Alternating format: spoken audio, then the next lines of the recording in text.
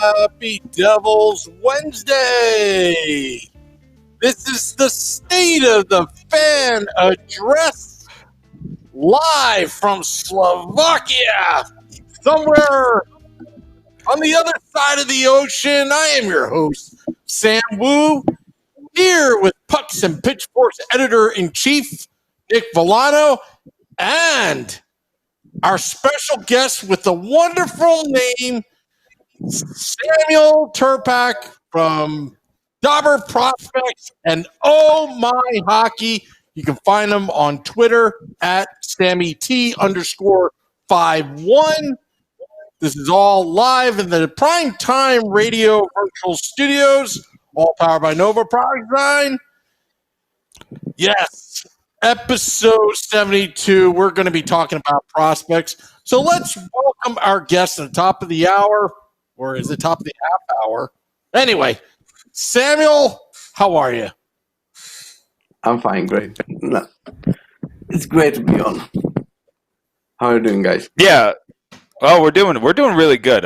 Me and Sam are excited to have you on. We're excited to talk prospects. You know, the Devils have a very, very, very important draft coming up, and you know you've been talking about just about everybody, and we're not going to hold it against you that you're a Leafs fan, but we do know that from just some of the things that you've been putting out there, and just what you've been saying about a lot of these prospects, you clearly know and you've watched, especially a lot of the prospects kind of in your area. And I know one that you and me have already talked about, and we kind of mentioned it before the podcast, but there's one that I'm hoping falls to number 7, and you said that the Devils fans should also be hoping falls to number 7 when it comes to all of those prospects. We hear Marco Rossi, we hear Cole Perfetti, we hear Alexander Holtz, but who's that one prospect the Devils should be hoping falls to number 7? Lucas Raymond. That's a super talented guy, and they better hope he falls, because that's an elite winger who is elite playmaker, who can shoot a puck, who skates like a wind and can do all the things right. He has some issues in his own end, but that's not his main concern in his game, so they better hope, because comparable to him, in most of people I talk to and just communicate with on a regular basis, say that he's really comparable to Mitch Marner. And if you get that type of player on Devils playing with Nico Hischier, that's just putting your team on another level. And I think that's awesome. So you better hope. Yeah, no, I absolutely agree. That many people have something against Europeans from other teams. Yeah, no, the Lucas Raymond is my 3rd overall pick in this draft. I think that he should go over the German player Stützle, I think is how you say it. I'm probably saying it wrong, but I'm American, so you're going to have to forgive me on that. But I have him 3rd, and I have Stützle 4th. So I think Lucas Raymond, and there's some people who are saying Lucas Raymond could fall to 7, which is insane to me. I think, but let me ask you this: Lucas Raymond is one of the few top 10 draft picks that is actually getting playing time right now. Do you think that's going to help him in the draft, or do you think people are going to take it for a grain of salt? I think it does affect him and the rankings of teams, internal rankings, that is, because he started great this preseason. He is above point per game player currently on Frölunda, and he's getting ice time. Like, he didn't get ice time last year, and he's getting it now, and also power play time, which is always good for his skill set. And he's just straight up dominating out there, and I love it. All the videos that I've seen he's just been taking over games, and he's been scoring goals, and that's what you like to see. But is it a little different over there, just seeing it kind of more up close? Yeah, I mean, for sure. It is. I'm not living in Sweden, so I don't get to go to the games there. But seeing him here against competition, you know more about than normal Northern Americans do about the leagues and structures and all that. I think it's awesome. I think it's awesome to see him play, and I spoke about this before on Twitter that he might actually replicate Elias Peterson's draft plus 1 year if he gets that playing time, which would be insane if he falls to 7 for the Devils. Be really really cool, and you hope he falls. And if he doesn't, he's insanely talented prospect who is gonna be a star in the NHL. Yeah, and some. So I've been following a couple people who seem to be plugged in, and the consensus seems to be, I guess, Perfetti at 4 to Detroit, and then Ottawa's going to take. I've heard that Stützle could go 2 to Los Angeles, and then they would let Byfield fall to Ottawa, and then Ottawa would take Byfield and Drysdale, which would leave it where the Devils have to wait for one team to pass on Lucas Raymond. And that would be the Ducks. It would be all to the Ducks. I think the Ducks would take him. I think the Ducks would run to the stage to take him. But, who knows? Maybe they fall in love with Holtz. Maybe they really like Marco Rossi. Rossi, a really good player. Holtz would be better fit for Ducks because they already have that elite playmaker there. Actually, two of them, in Sam Steele and Trevor Zegras. And Holt for them at 6 would be just insane value on the first line right wing. Just straight up shooting the pucks from Trevor Zegras for 15 years straight. Yeah. Insane. And that will leave you with Raymond. And I heard similar things regards to the pick, like Stützle at 2, Byfield at 3, Perfetti at 4, and so on. But also don't forget Jake Sanderson, who might go anywhere between 3 and 10, because we just don't know. I'm not a fan of Sanderson, and I've made that pretty clear. And you're not, from what I understand, you're not the biggest fan of Sanderson either. No, you're into another defenseman. Braden Schneider is the one that you're really. What do you like about Schneider that has him, ahead of Sanderson on your board? Yeah, I have him 3 spots ahead of Sanderson at 18. And what I love about him is just his defensive voice. And I posted this on Twitter before, but defensive game gets really underrated these days. It's a skill to have, and not many young defensemen have such skill set as Schneider has in his own zone. He's just understanding space, creating perfect passing lanes, being able to play physical but also smart, like being smart physically.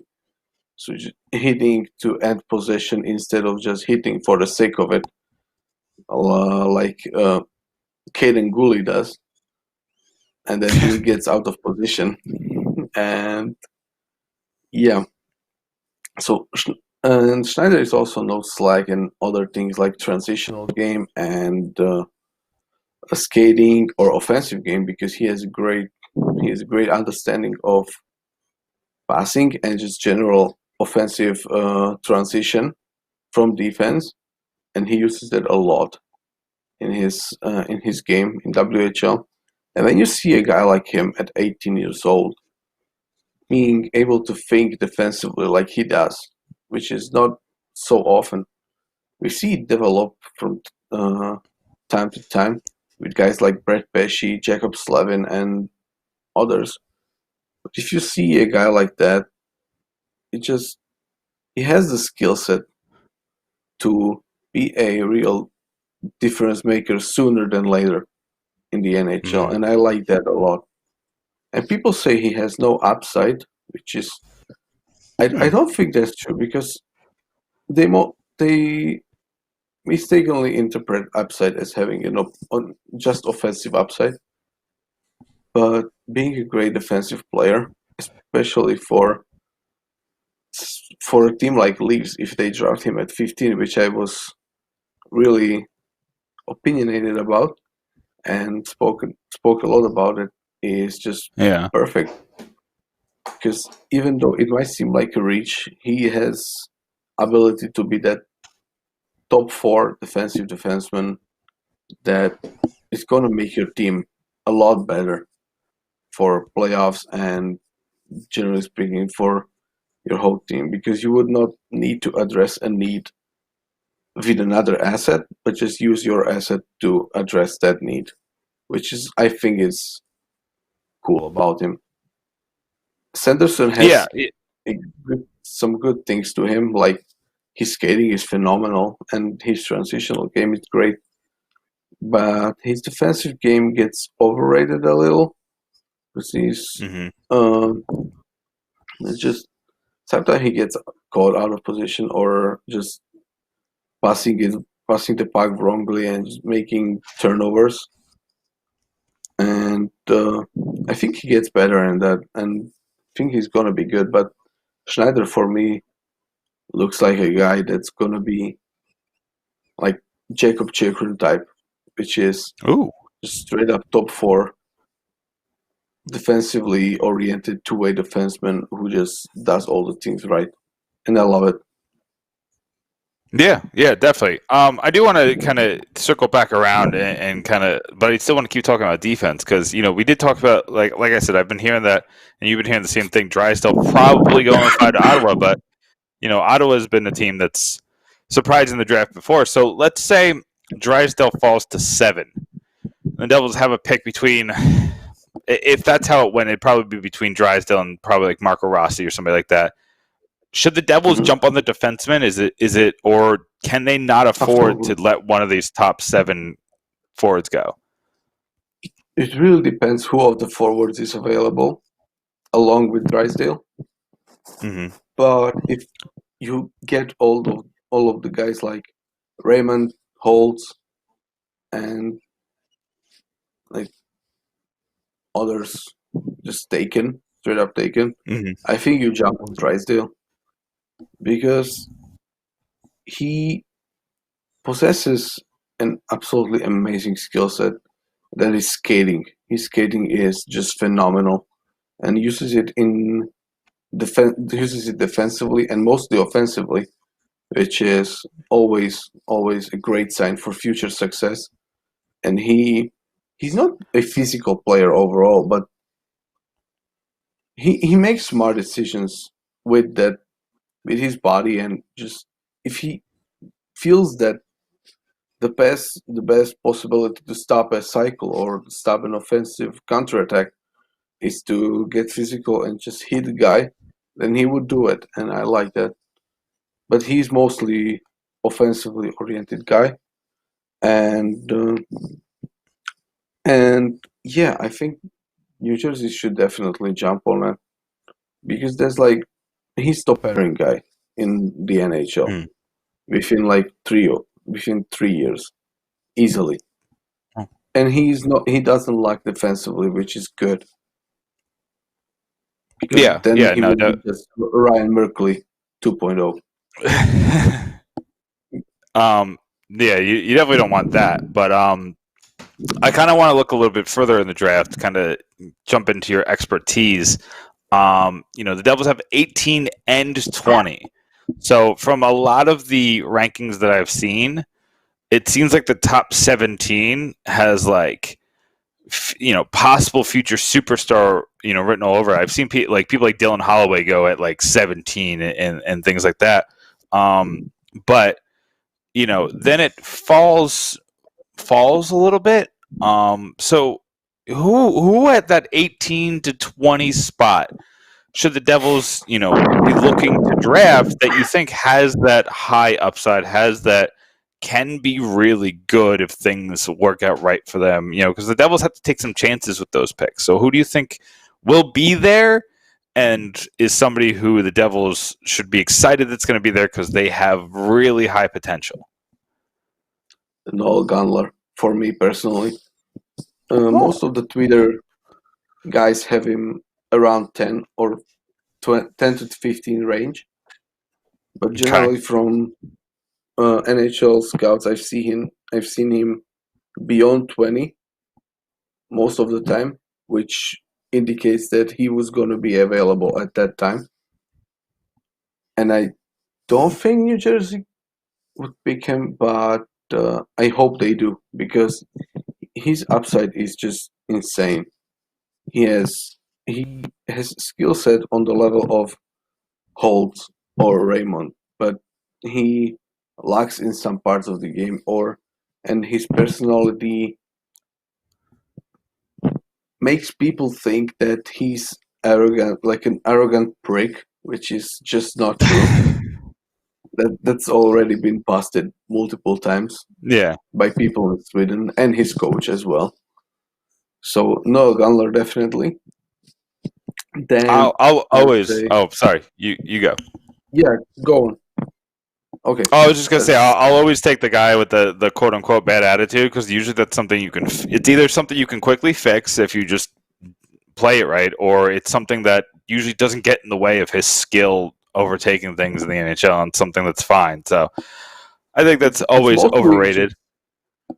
It's mostly just being, being overly motivated, for like Gunler is, or Patrick Laine was before that. He was just overly motivated and not really had the character issues or something.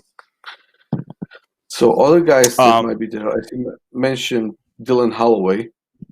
If he's there at 17, or 18, like you have a pick at 18,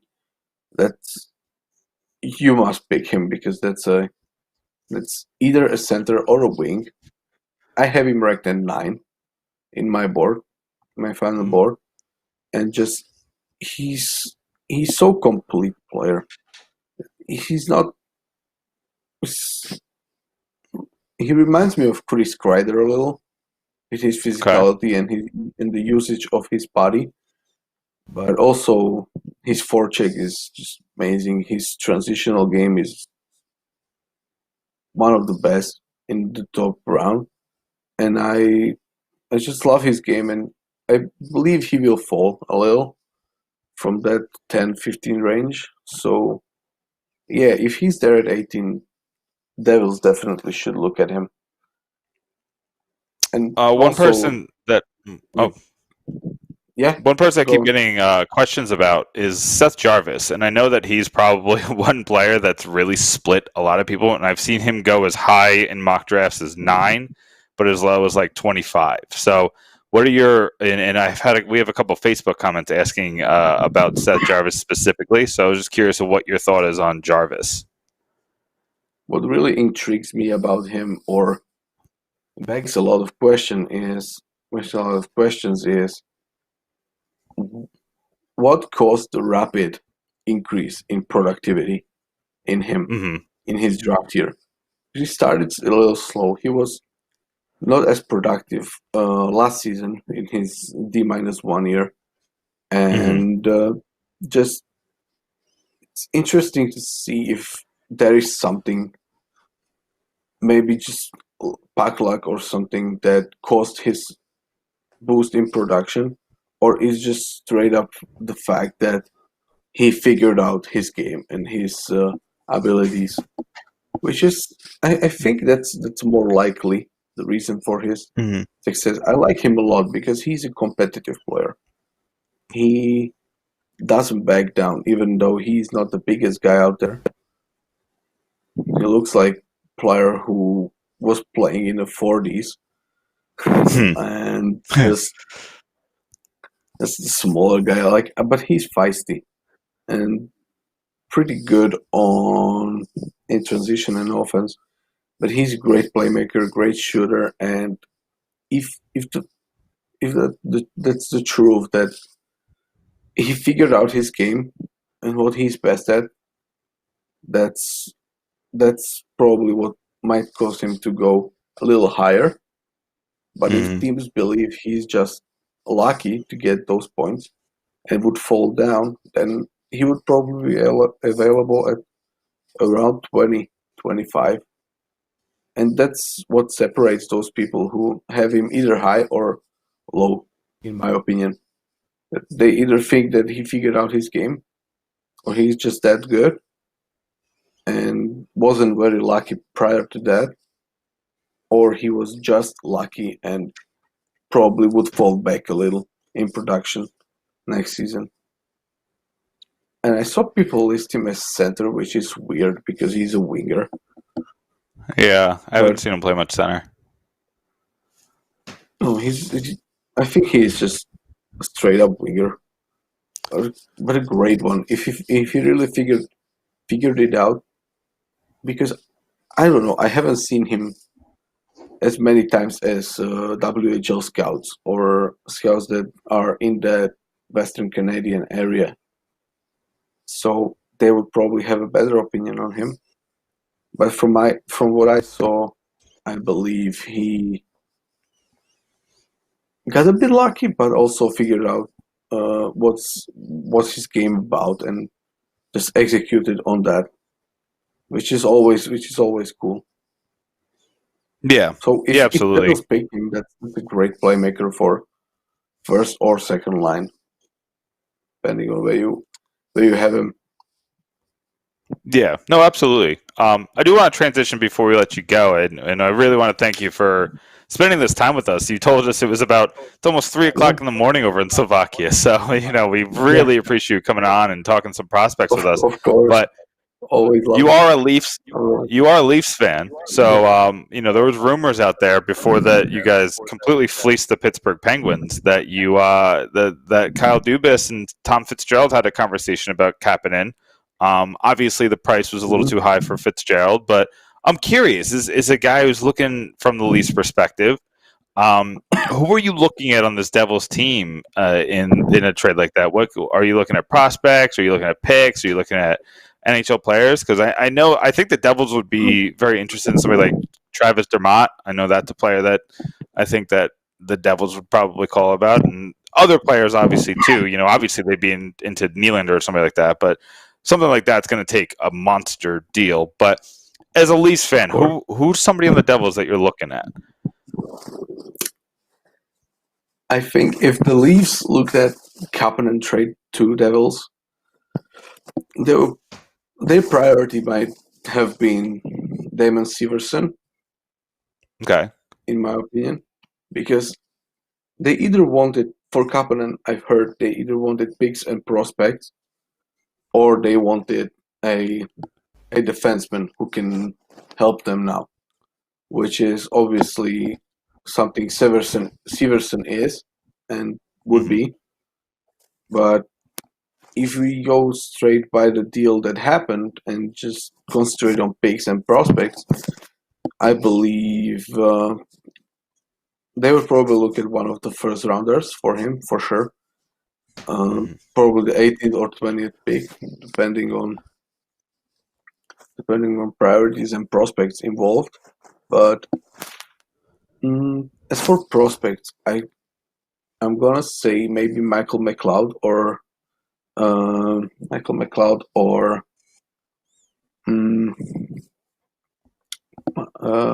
what's that guy? Marian Studenic guy. Okay. Yeah. Just forgot his first name and got stuck a little. No, you're fine.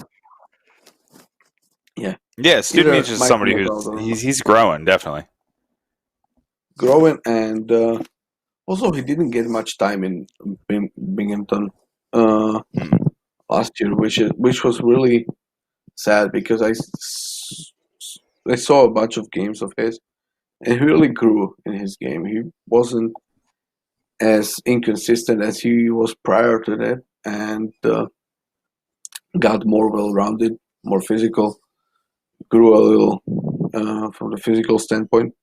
But either him or Michael McLeod would probably be the prospects Leafs would be looking at, if that's the case. Because when you look at Philip Hallander, who they got from Pittsburgh, he was on Pittsburgh like second or third, possibly second best prospect behind Sam Poulin, who they drafted last year in the first round, and they will probably be looking at something like that. So probably a deal around first round pick and Michael McLeod or Marian Studenic would be probably a realistic option for both teams. And also, you can include a possibility of Travis Dermott, who would be looking cool on the Devils.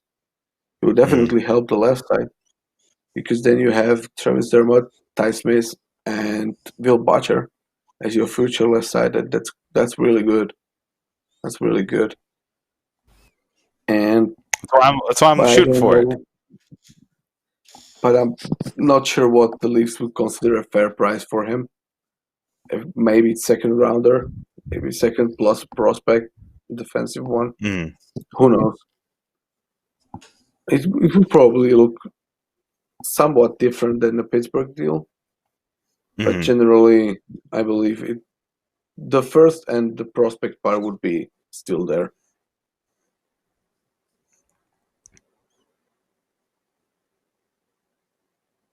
Sam, I can't hear you. Nobody can hear you, Sam. Not even now? Nicer about it, Nick. No. Sorry, I meant my partner, Sam, not you, Samuel. Sorry. Oh. Never mind. Well, thank you very much, Samuel, for coming on to the podcast, and we'd love to have you on more often. Maybe we should have an earlier start. Maybe. That's on you to figure out. Yeah. All right. Well, thank you, Samuel, and we'll have you on soon. Of course. It was nice to be on. Yep. Bye, guys. You. Bye. That is Samuel Tirpak from Dobber's Prospect and Oh My Hockey. I'll tell you what, I'm feeling the pressure. I think he's going to take over my job on this podcast. I'll tell you the reason why. You know, for the viewers and listeners that don't know all the technical difficulties, Samuel just signed in right off the bat. Signed in. No problems. Everybody else that signs in is always a problem. He signs in, no problems. Me, I sign in, I do this all the time, and I didn't even turn on my mic. Amazing. It's definitely not looking good for you, Sam. If you can't turn on your mic, it's not good podcast content. I know. Quiet podcasts don't do well. My name too. So what the heck am I supposed to do? Sam, you haven't shown me the numbers from all of the analysts and all them, but I could tell you without looking at them that a quiet podcast would do bad in the ratings. I already know that. Yeah, on analytics. But I'll tell you what, the Devils are making some noise, I tell you, with an assistant coach, huh? With assistant coach, a big Sam, name.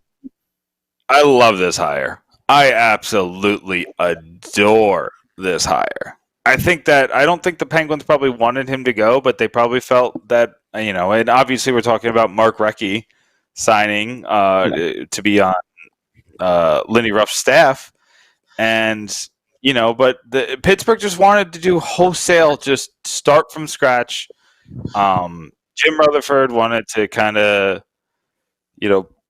put his head coach on blast. And to do that, you have to make a big statement. Just firing one assistant coach or whatever. But to make that big statement, he let the whole staff go, and the Penguins' loss is the Devils' game. I see a lot of people who are like, "Oh, we're getting another Penguins retread." Yada. No, this isn't just a normal Penguins retread. This is a guy who has 3 Stanley Cups as a player. He has 2 Stanley Cups as a player development coach. He's done amazing things with that Pittsburgh Penguins power play. And this year, it struggled a little bit. I think they were ranked 14th, but they were first 2 years ago, and they were 5th last year. So this year they went 14th, and power play things like that, or special teams percentages tend to fluctuate just a little bit. So they fell a little bit this year, but I'm not going to put that all on Recchi. They did have to transition to, no Phil Kessel and just to a different. And Gensel got hurt, and there's a lot of things that happened. But the thing I really want to focus on is that he's been developing these players with the Penguins for 5 years. When he went from player development coach to an assistant coach, he was still in charge of player development. And you look at the jump that Gensel made since then, and you look at the jump that Marino made this year, and you look at the jump that these young Penguins are making that makes them look really good. It doesn't have to be all Sidney Crosby. It doesn't have to be all Evgeny Malkin. They get this help from these unlikely sources. And, the Penguins don't have to worry about spending big on wingers like the Oilers have to do for Connor McDavid. So if he's going to come here, where the Devils have about 20 young players who could turn into really good players. They have 20 players. If you count the 3 first-round picks they're getting this year, the Devils are going to have 20 players that I think could turn into really good players between all the prospects, between the players on the team already, and between the 3 first-round picks that are coming this year. And they're not all going to work out. A lot of them, have wild chances, some ranging anywhere from 10% to 75%. But there's a possibility that all these players are really, really, really good. And, I don't know if you saw, Sam, but Corey Pronman with The Athletic does a ranking of, I think it's under 22-year-old players, and the Devils are in the top 5. I think they're in the top 4 of talent in the under 25 purview as an organization. So, it's them, Toronto, the Rangers, and I'm forgetting the 4th team, but, and he hasn't ranked the Devils exactly yet. I don't know if they're going to be 4th, 2nd, 3rd, or 1st, but, that shows that the Devils, it sucked. These past 7 years have been terrible. We needed a Taylor Hall MVP and a Keith Kincaid domination just to make the playoffs once in those 7 years. But we can't deny that that's redeveloped our organization as a whole. And now you go out and you see that you have this talent. The one thing that the Devils haven't been good at is turning that talent and making it into a winning franchise. So you bring in a guy who's only been on winning franchises, a guy who's won 3 Stanley Cups with 3 different teams, a guy who's seen what it takes to be a coach and turn a team into a Stanley Cup winner. And you bring him into this room with so many young, impressionable players and so many players who need that direction. And I think this is, I haven't looked that far into the assistant coaches, and probably my bad, but I've been spending so much time on free agency and the draft because I think it's just, it's the content that a lot more people can ingest better. But, just thinking out loud about which assistant coaches the Devils could have hired, I can't think of a better one than Mark Recchi. And the Devils themselves have been smart to kind of play this up. They got a really good coach here. And they're really adding to Lindy Ruff's staff. I would agree. He's a proven winner. We like winners here on the Let's Go Devils podcast. It's a different angle. It's not a former Devil winner, right? Mm-hmm. He played with the Philadelphia Flyers, had some great years with them. Montreal, I believe he played. Pittsburgh. Him and Rick Tocchet were, some of those teams just like a wrecking ball, guys that had grit, guys that could score, guys that would get in your face, be a good teammate. Very well respected hockey guy. Yeah. As a player and as a budding coach.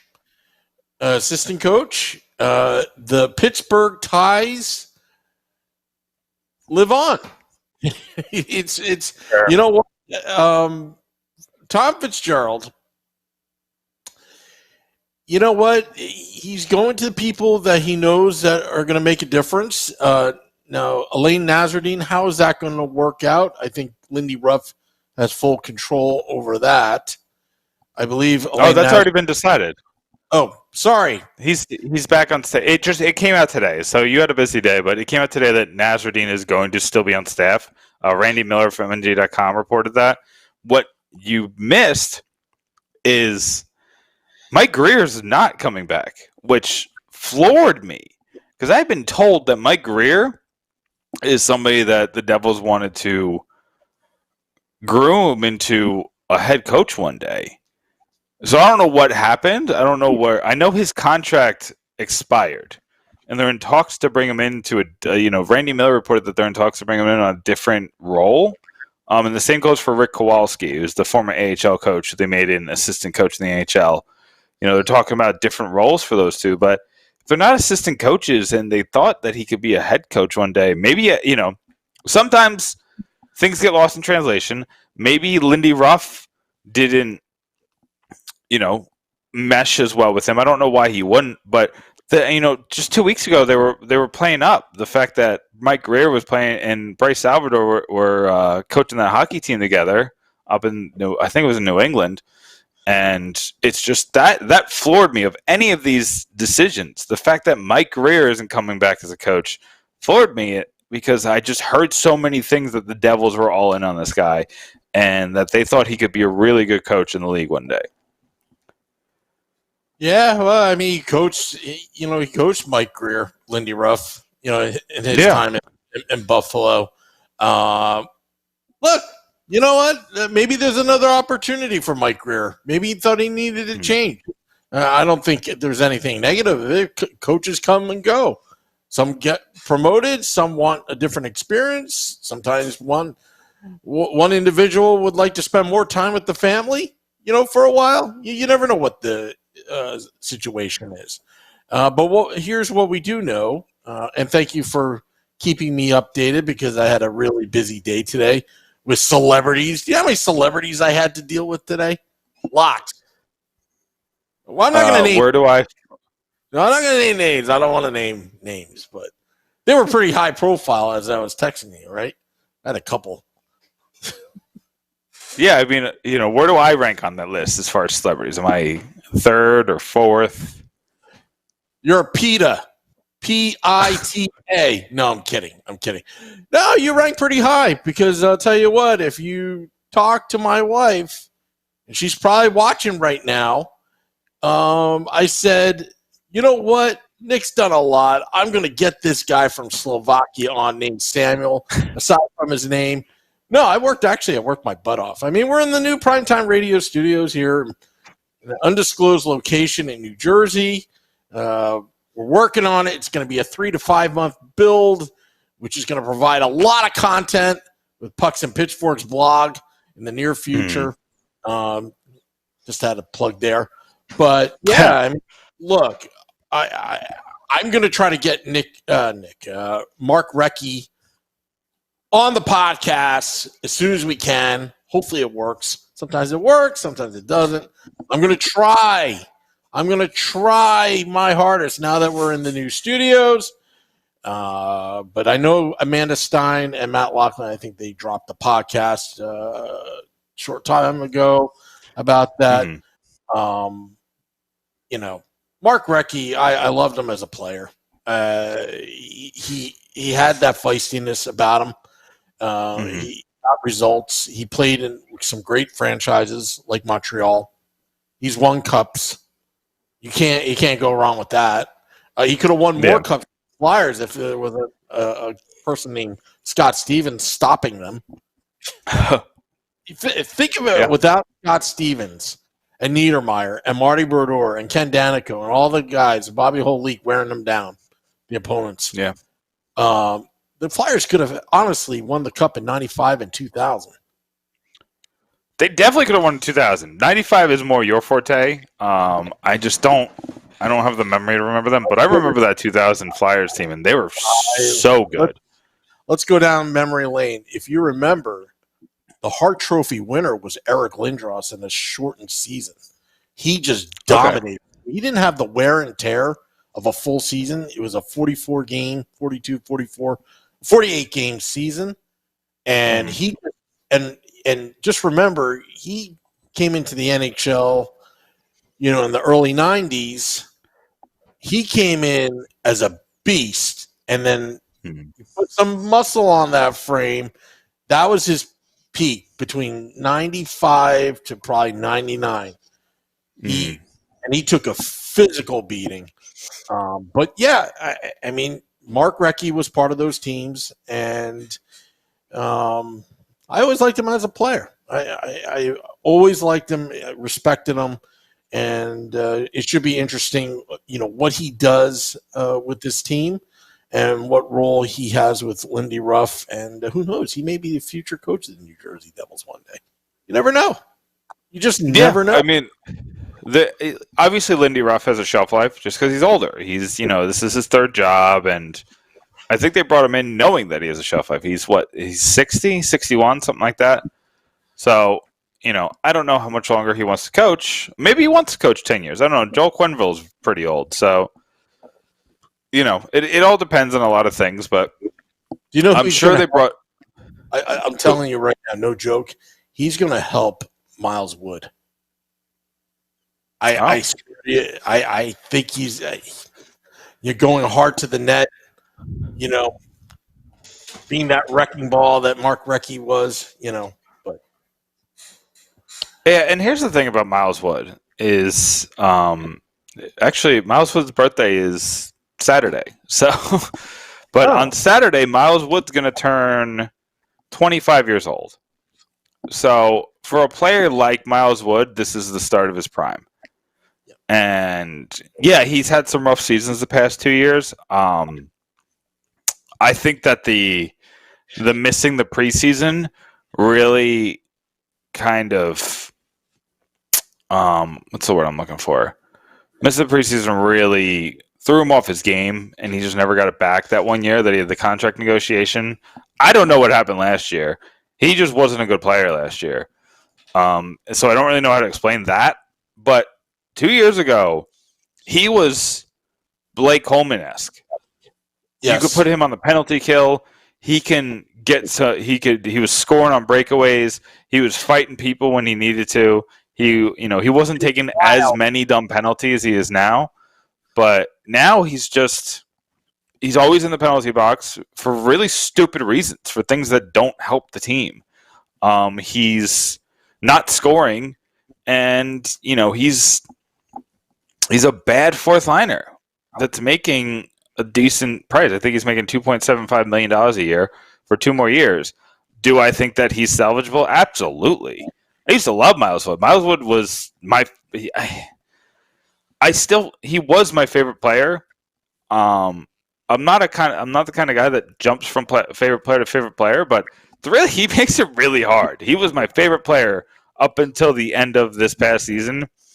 Now I might be a favorite player free agent, Sam, because Miles Wood just frustrates the heck out of me, and I just can't defend him anymore. So I might be looking somewhere else. Might see who these young players who make the roster are. I really like Nolan Foote. Really like a lot of the players that could come in free in the draft this year. So I think that there's a lot going on. But I did want to mention, we were talking about a lot of the announcements that are coming out, and one of the announcements that came out was that the season might not start now. And we got our friends at the NHL Rumors Daily. I'll give him a shout out. He's a guy that I like talking to on Twitter, and he's a guy he gets some things. I don't know who he's talking to. I don't know where he's getting some of his information from, but he's hit it on the head a couple times, and more than a couple times. But he's hit it on the head, and he's saying that he's hearing that the NHL is looking at a post-Christmas start, which would be about December 27th, I think he said. 27th and 28th, or 26th and 27th, something like that. And obviously, from what I've heard, and I don't have a lot of, I'm not very plugged in Sam on those national NHL stories, but I do hear a couple of things. I have heard that the big thing is that they're trying to push it back to where they can get fans in the arena, and they don't want to rely on the TV deals anymore. They want to rely on, they want gate. They need gate. And I think that they can get it. The problem with hockey is it's all indoors. But I think that they can definitely get fans to a winter classic because it's an outdoor stadium and, you can find a way to social distance and all that. And so you can at least get some kind of capacity in there. And I think you can, but the arenas are going to be hard. It's going to be hard to go from nothing to, there's, 17,000 capacity at Prudential Center. It's going to be hard to argue that, especially in New Jersey, especially in California, especially in a lot of these states that are still, a lot of these states that got hit so hard so early and are now reluctant to make the jump into, allowing big crowds. So I don't know. I think that there will be a point next year where you and me are going to be having a beer at the Devil's Den, and BJ Ryan or PJ Ryan's, or sorry, it's been so long. Tell me which one it is. PJ Ryan's. PJ Ryan's. Sorry, Yeah. I had it in my head, and I was like, yeah. I was like, wait. So sorry about that, but yeah, no, we'll be hanging out with Devils fans before the game at PJ Ryan's. Maybe we'll do a special occasion podcast, and then we're gonna do the Binghamton trip, and we're gonna make it's gonna happen. Like these things, we're going to go back to a new, whatever normal is gonna be afterwards, and we're gonna be able to go to see hockey games live, and we're gonna be able to hang out with friends and have a beer, and we're gonna be able to meet new people, and you're gonna be able to meet your favorite podcasters in the flesh and shake our hands, and everything's gonna be okay. And we could cheers and everything, this is what it's going to happen. But, it sounds like, Sam, that December 1st date, it no longer applies. And that's kind of sad. And also that tells me it's going to be really, really hard to do 82 games next season. Yeah, and I have a feeling, this is a gut feeling, because you're talking about the entire North America. In my opinion, the only the safest way to do a season is going to be abbreviated season, and it's going to be several cities, maybe half a dozen hub cities, and it's going to take a lot of coordinations because right now, as of now, there's no vaccine. Would there be a vaccine? Who knows? But, when you look at what's been going on, you're talking about two different countries here, and you've got a border in between, different rules, regulations. You got 50 states, in the United States. If California gets hit hard, well, what does that mean for those teams? And instead of just, I say wave the white flag, do it right, do what works. Right now, what they're doing right now, what they did with the playoffs, is working. Mm-hmm. Fans understand. Safety comes first. I mean, God forbid one of our favorite players, or any player, catches this thing. Catches this thing on the road, spreads it, and then one of them, unthinkable happens. Yeah. Is it really worth it? No, I don't think so. I think the smart thing, honestly, if the NHL were to do it, in my opinion, right, wave the white flag for next season. You're still going to have a season. It's going to be safer. It's going to stink for all of us because we're all itching to go. But I'll tell you what, October of 2021, can you imagine that first Devils game at Prudential Center? When hopefully this whole thing is over, place is going to be nuts. It's going to be playoff hockey. It's going to be like Stanley Cup hockey that one day. Just because do you think winning the cup, just having the game back at the Rock?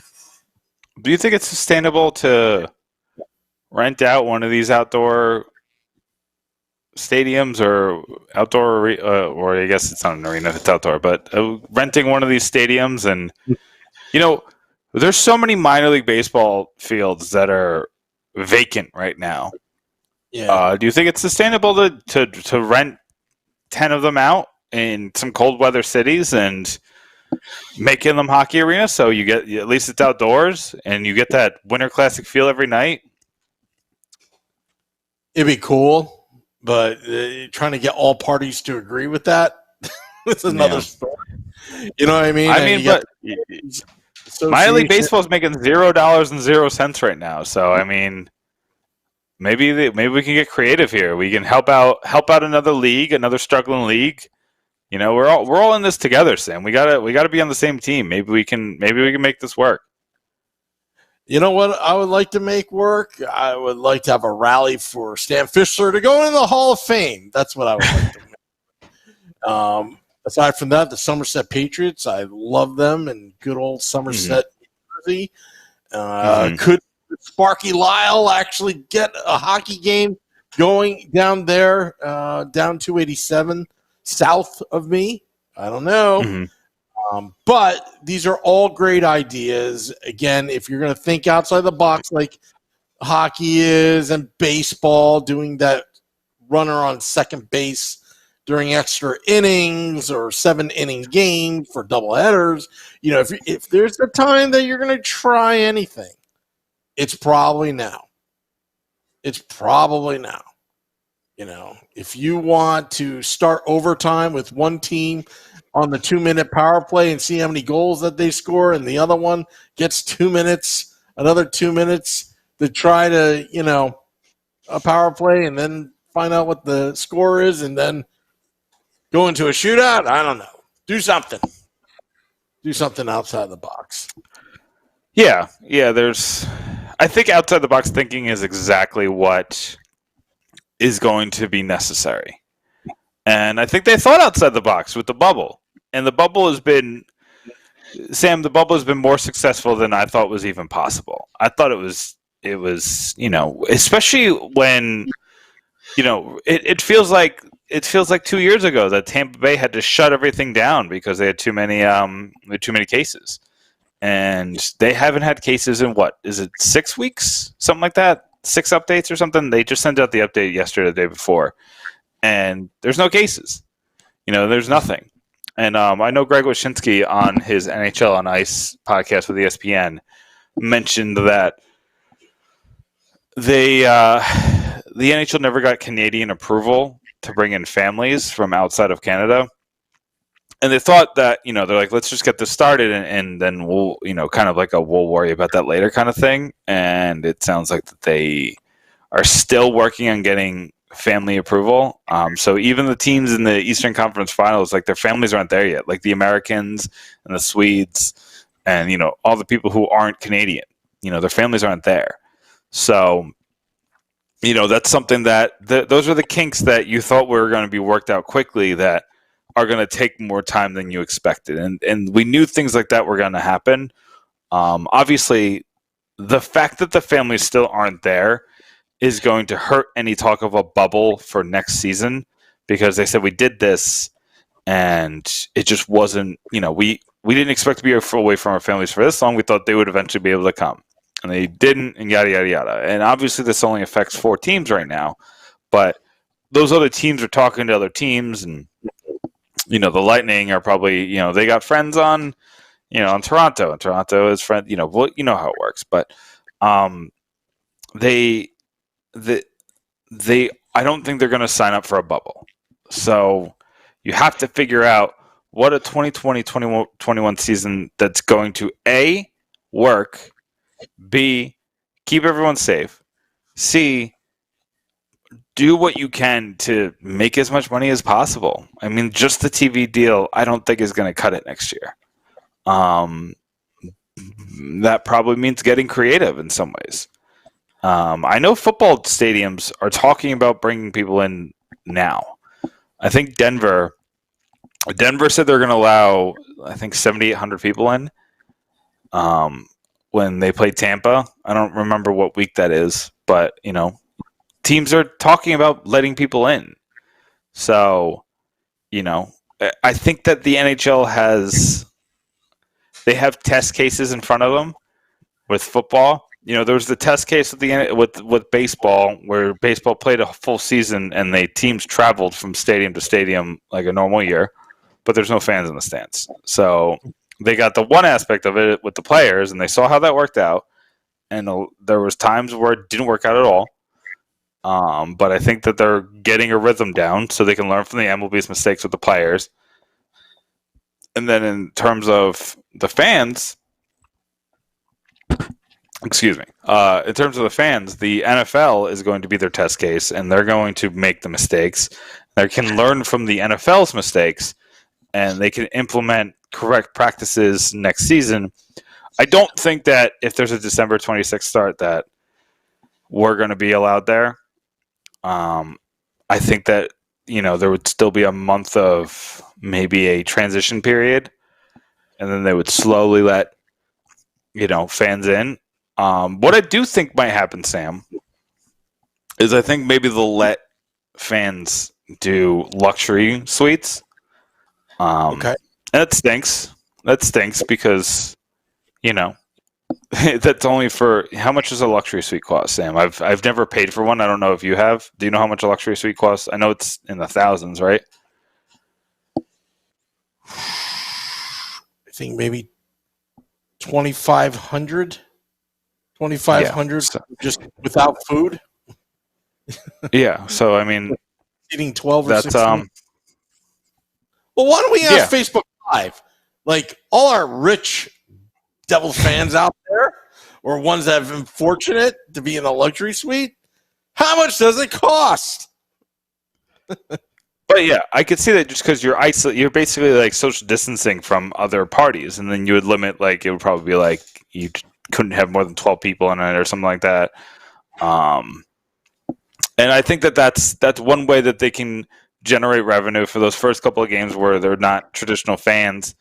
I don't know. NASCAR's allowing fans in, and I haven't seen outbreaks based on NASCAR. I have seen outbreaks based on like the Sturgis motorcycle rally. They're saying that up to 200,000 cases are tied to that. So there's good and there's bad. So how do you decipher between the good ones, the ones that have worked, and the bad ones, the ones that have not worked? And it seems like the lawlessness of the ones that don't work, and we see all these colleges that are shutting down. West Virginia University had to go back to online learning. I'm wearing their representation right now because, they had a couple of issues. And, I know that there's talks of here in Florida, one of the Florida colleges the students got in trouble because they kept having parties. It's the problem is that humans don't listen to direction all the time unless they are absolutely forced to. So these stadiums are going to have to absolutely force them. And I don't think that takes much away. You just have to listen to the rules. They tell you to wear a mask. They tell you to sit, to put 6 seats in between you and the person next to you that's not in your party, then do it. And then these things won't happen. Then in a year from now, Sam, you and me, we'll be planning our trip to the home opener, and things will be back to normal. But which trip are you talking about? I'm thinking also about the trip in 2023 and 2024 when Penn State plays West Virginia back to back, the old rivalry. Well, I don't know if it was really a rivalry because Penn State leads 48-9-2 in that series, but you gotta love the old college football fans. You gotta love the old college football fans that'll quote scores from the 1940s to like help the argument. It's a very Toronto Maple Leafs-y argument there, Sam. Or no, more like New York Rangers-y. I guess the Rangers at least have 94. I'll tell you what, but that's like fan base. You have an old because the Devils fan base is like younger, started in '82. But when you're talking about like the New York Giants or like Penn State football or some of these season ticket holders, I mean, I don't know if they're making it up. Oh, I've been a season ticket holder with the Giants since the Polo Grounds. My family's handed it down? Oh, yes. I am an alumni, extraordinaire. Our generations, 7 generations. My great-great-grandfather sat on a barrel somewhere on a bleacher over on the other side of campus. It wasn't here. That kind of thing. It's kind of amazing. Whereas Devils fans were, I feel old, but I remember Brendan Byrne Arena, Yeah. Yeah. But just before we play the game with Vinny, before I call him, I just got to tell you something. This is probably the most happiest moment. 2020 has sucked, right?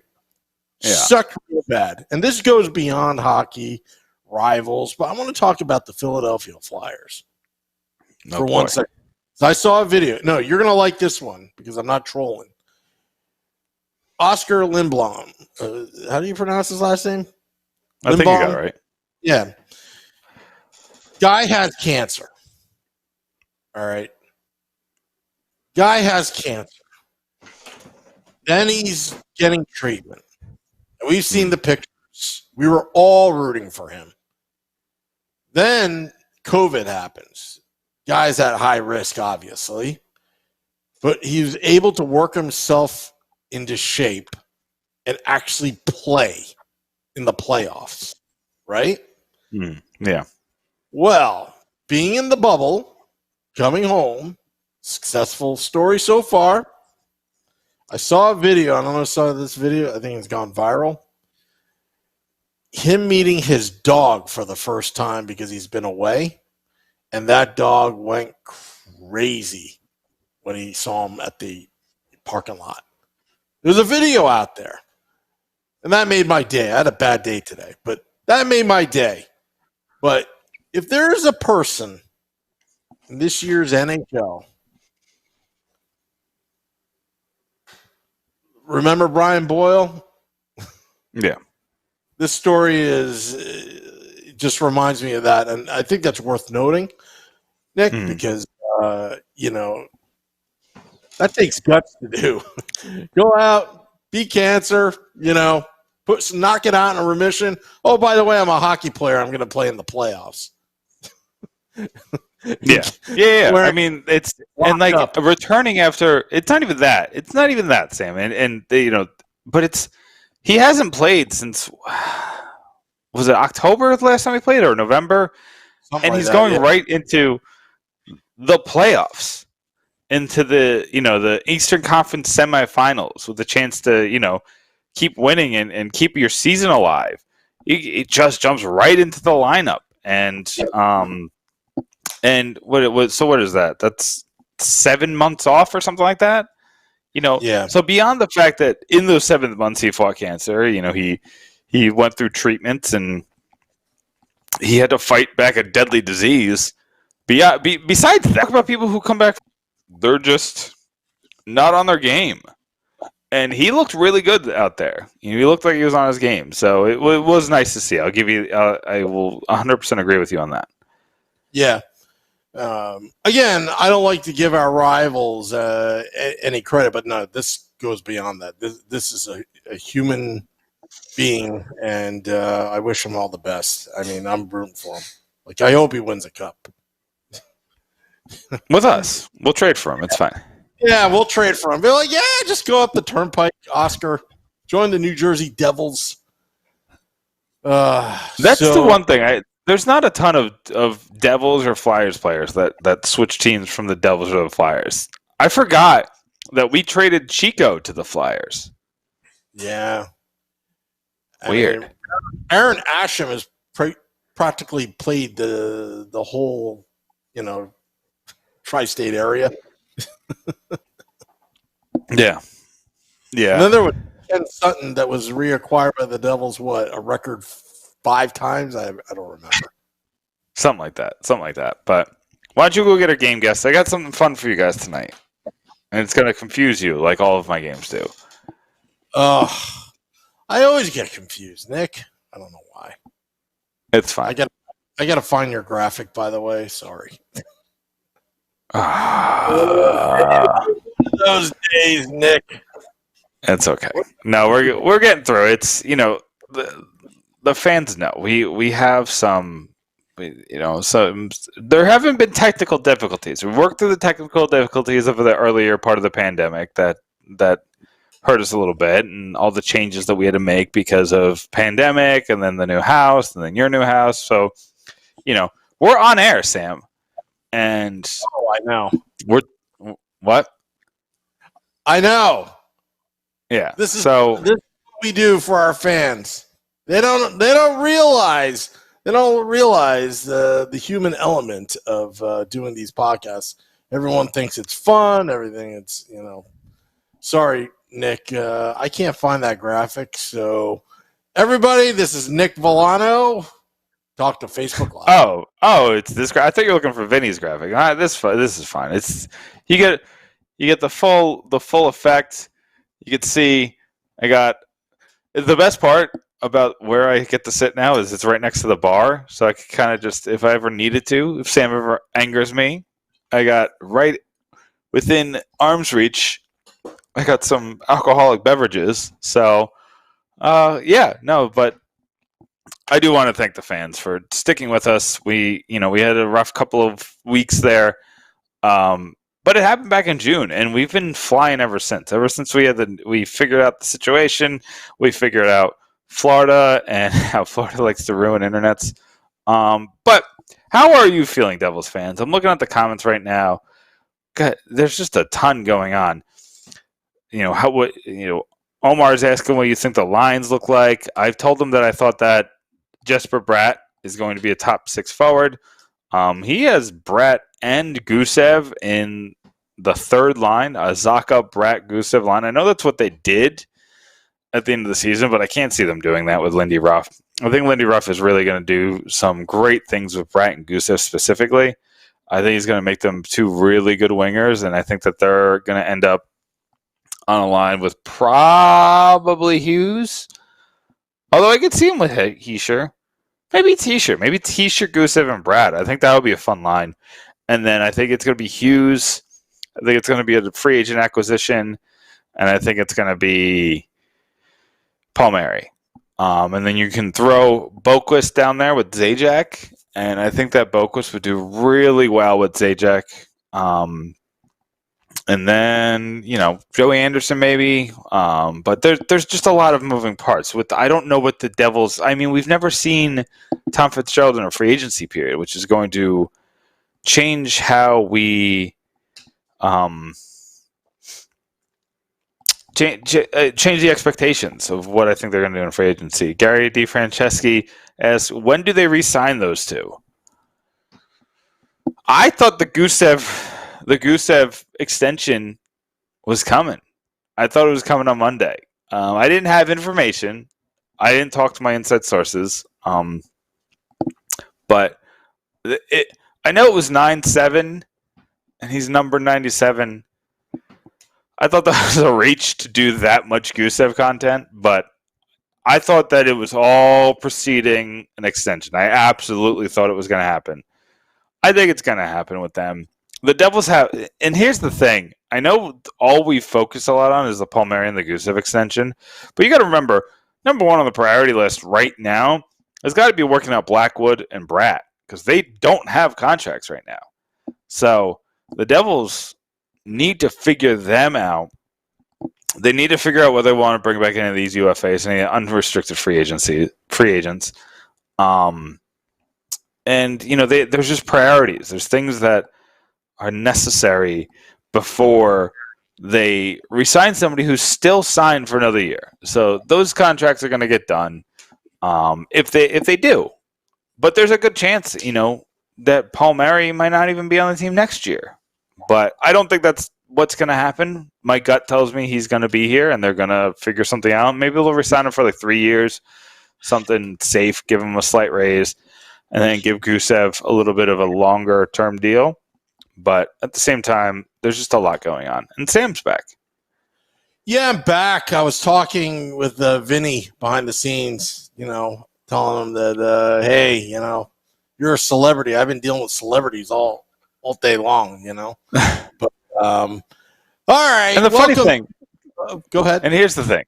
You can bring Vinny on while I say this, but me and Vinny are actually in a fierce competition. I challenge Vinny because Vinny, as many of you know, was killed it last month. He had over 200,000 views.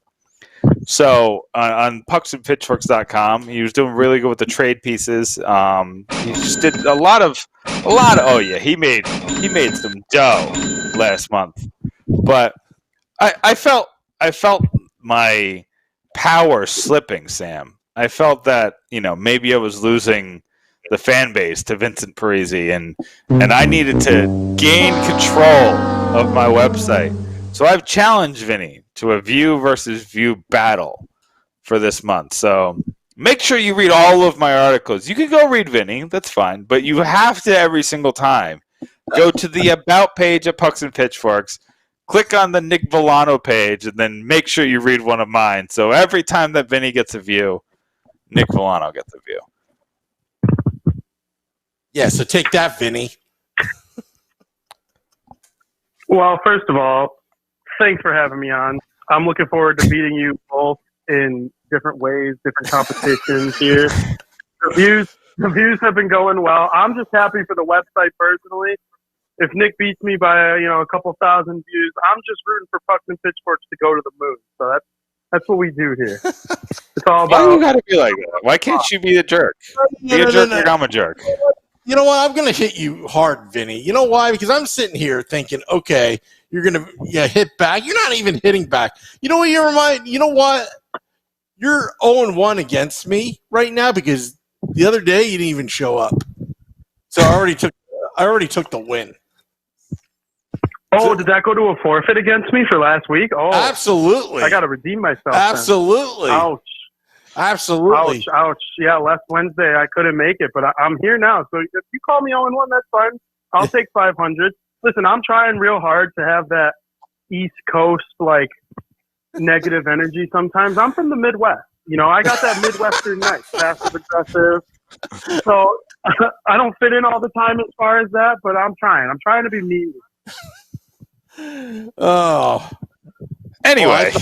I thought Detroit and Chicago was pretty aggressive, but okay. Anyway. No, yeah, and if you go to O'Hare Airport ever. All right, so this one's actually going to be a lot of fun. I'm really excited about this one. Today's game's called Fantasy Draft, and it's just like it sounds. It's a fantasy draft, except you, Vinny, and Sam are going to have to fill one left wing spot, one center spot, one right wing spot, two defensemen, and a goalie. And you're going to snake draft it. But you're going to pick players who have played for the Devils, and I'm going to take their best season. And then we're going to calculate who has the most points for that season. So the points break down pretty simply. You get 2 points for a goal, 1 point for assist, and 1/4 of a point. So 0.25 points for penalty minutes. So you need 4 penalty minutes to get 1 point. For goalies, you get 1/4 of a point for every save, and then 2 points for every win. So you have to decide. It obviously looks like there's some obvious ones. Now, again, I want to reiterate, you're only getting them for one season. So say Patrick Elias, you're getting Patrick Elias's best season, not his whole career with the Devils. Does that make sense to both of you? Makes sense to I love me. it. I have one question. What's up? Do we have to go What's in up, order man? of position, or say Sam drafts a goalie, I can pick a left wing, whatever we want, as long as we fill a team? Yeah. You don't. Yeah, that's part of the strategy. You can pick whatever position you want, but you have to fill all the positions. There's no bench. There's nothing weird like that. You just want one forwards line, one defensive line, one goalie. Do we pick an e-bug? No, you can't have an e-bug. All right. All right. Vinny, we're going to start with you. Who's your first overall pick? My first overall pick has to be overwhelmingly best goalie to play. I'm going to roll Martin Brodeur. Martin Brodeur. Okay. That one's going to be harder for me to figure out what his best season was, but off I go. Okay, Sam. Martin Brodeur is off the board. You don't have to pick a goalie, Sam. You can pick any position you want. You could probably, honestly, well, I'm not going to tell you about the strategy. So, Sam, who's your next pick?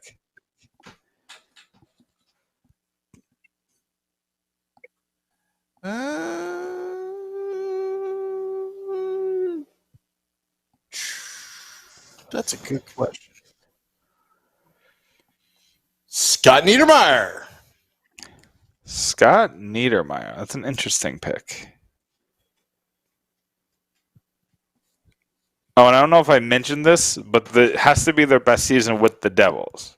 So you can't get any of the Niedermayer Ducks seasons. Got to be Devils seasons. I think Vinny, that St. Louis season is going to get you.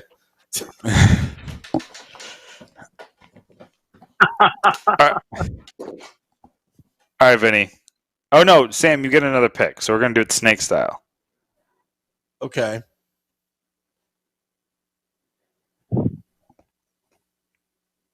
Patrick Elias. Okay.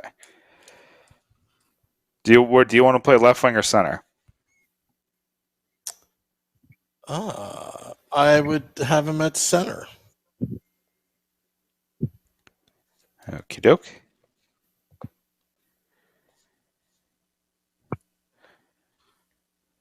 All right, Vinny.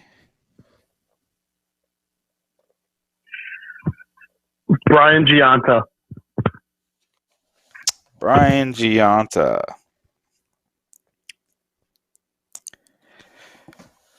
All right, Vinny, you got another pick?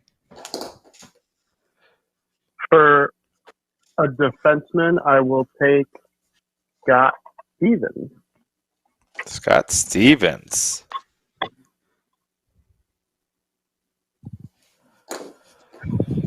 All right, we got some good teams lining up here. We got some good teams. So, all right, Sam, who do you got next? Right wing, Ilya Kovalchuk.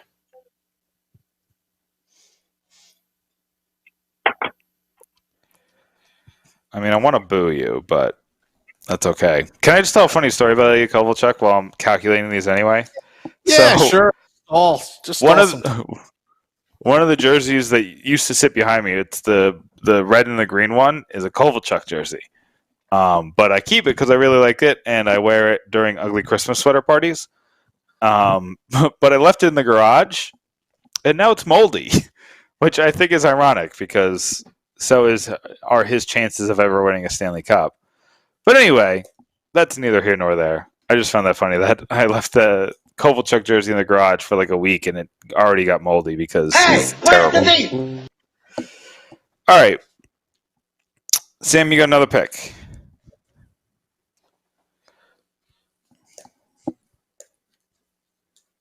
Zach Parise, left wing. Zach Parise. I did that on purpose. I set you up. Snake style. All right, Vinny. You got defenseman, center, and left wing to fill.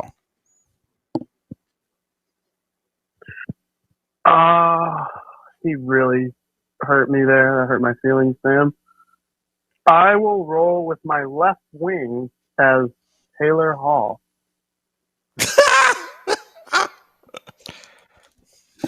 Oh, I love it. I love it because I took your boy.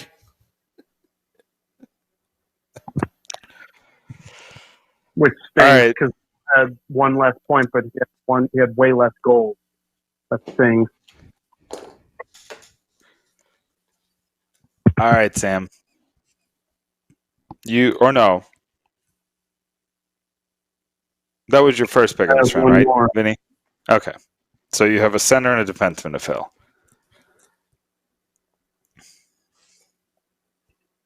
I'm going to go with a forward. And I'm going to take John McClain. John McClain. Can he play center? Sure. All right, Sam. You got a defenseman and a goalie to fill. Defenseman, I'm going to go with Brian Rafalski. Okay. And then who's your goalie? Let's go with a good friend of the podcast, Sean Burke. Sean Burke.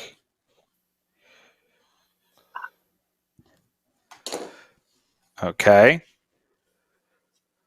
You guys went faster than I thought you would. So once you're done, you're going to have to talk amongst yourselves. But Okay, so you want me to trash talk the Vinny, and then while you're calculating? Vinny has one more. He has one more pick. Oh, sorry. One more defenseman, right? Yep. I don't know who to go with. Ken Klee is still on the board. Yeah, you left me dry. Who had the best single season? I'm trying to think if like Johnny Oduya had like an all-time great or a really good season or something. Go with Bruce Driver. Go funny. with Bruce Driver because he played in the 80s. They racked up a lot of points that they didn't, that they wouldn't today. Not that I'm trying to help you or anything, but. You're not. You want me to lose badly. Yeah, but you're probably going to win because you took Brodeur. Yeah, the Brodeur thing is going to be hard to beat. Well, you took Parisi, though. I'll just go with... Yeah, I'll go with... You took Rafalski. I'll go Bruce Driver. Bruce Driver. Okay.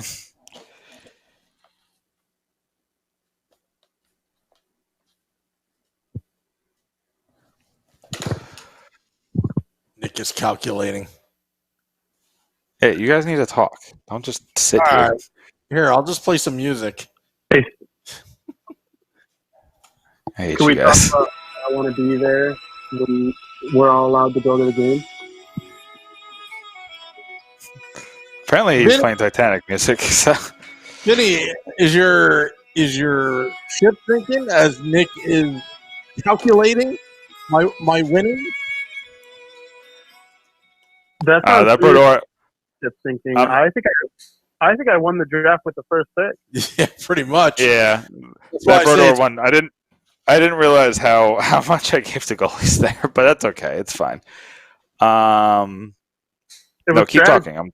First, it was game-winning strategy. It was game-winning strategy. You to know take what? The goalie first. What you should have done. Maybe he thinks. What you should have done, Nick, is because everybody knows Brodeur is like the king. Whoever doesn't pick Brodeur should get another goalie to add to his stats. That's how good he is. Yeah, that 2006-07 season was just nutty. Yeah, what goalie did you take, Sam? Sean Burke.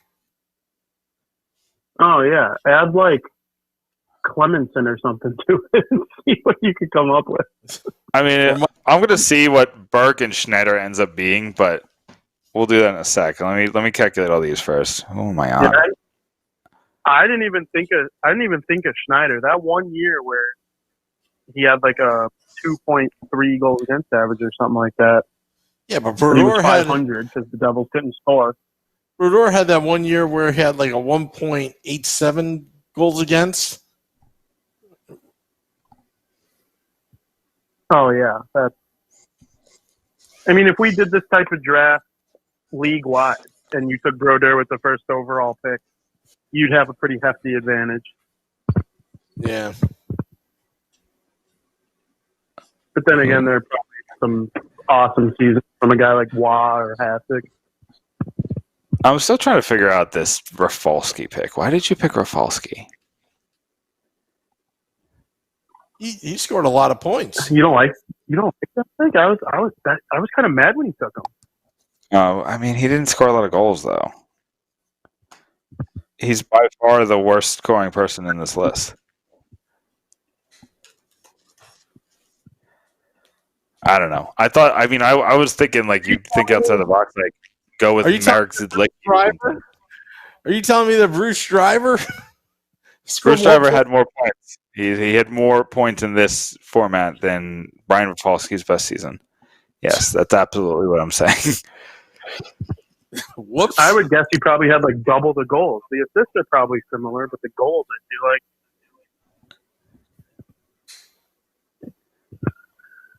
Yeah, it's not looking good for you, Sam. I still got to do Sean Burke.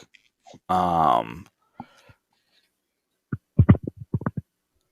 thought y'all were gonna take at least a little bit of time. Y'all blew through this fantasy draft like it's nobody's business.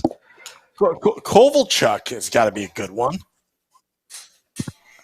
Chuck's best offense with the Devils, or was it with the Thrashers? Or no, it was with the Devils. Only Devils. It was with the Devils. Right. Was it 2012? No. I'm saying his best season I think was 2011. I'd have to double check. I think he was hurt in 2012. Well, no, he went to the Cup Finals in 2012. Or was he hurt? Okay. You should have Vinny pick a goalie. Pick a goalie aside from Brodeur because that's really the only way you can. I mean, if you want to take away my win and make it a little more fair, as long as you put an asterisk next to it, if you win by me changing the goalie, I'm cool with it. I'll roll Schneider. He had that one really good year. Listen, Sam, you literally took a win when he didn't show up, so I'm not really that worried about it. And he destroyed you anyway. It's also not like I committed. I just couldn't make it. Yeah, here's the thing. It's so Vinny wins by a lot. The final score is 1,256 points for Vinny and 1,008 points for Sam. The difference between Sean Burke and Martin Brodeur is 158. So, Sam, you still lost by 100 points, taking away the goalies completely.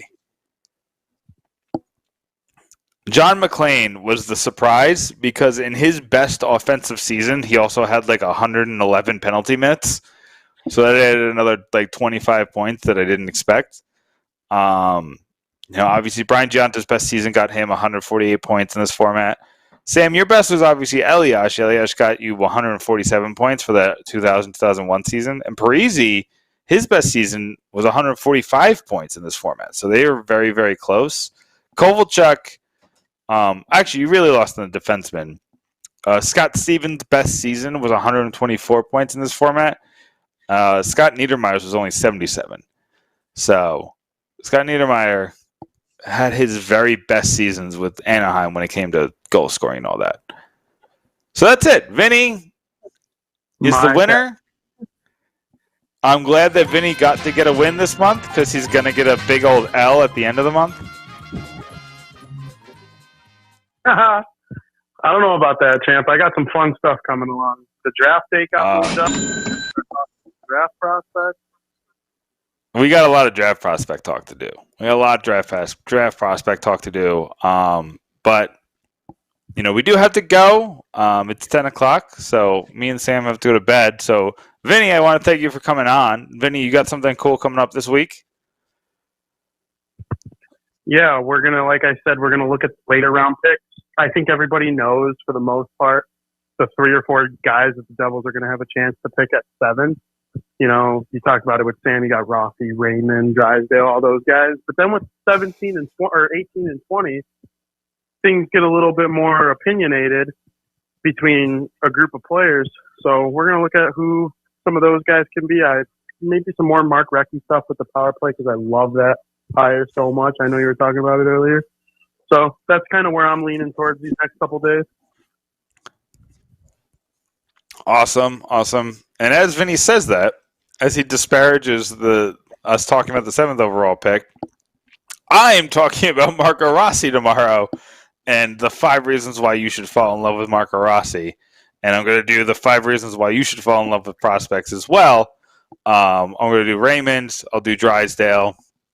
I will not do Sanderson. Sorry, guys. Sorry to the Sanderson lovers. But yeah, it's going to be a very interesting draft. But Vinny, thanks for coming on. Thanks for beating Sam again. Very good. Thank you for having me. Can't wait till next time. That is Vinny Parisi victorious over the Woo, only because he picked a goalie and a couple slip-ups on defense. All right. Well, this guy's making a lot of money on Pucks and Pitchforks blog. So because Vinny beat me, just visit Nick's blog.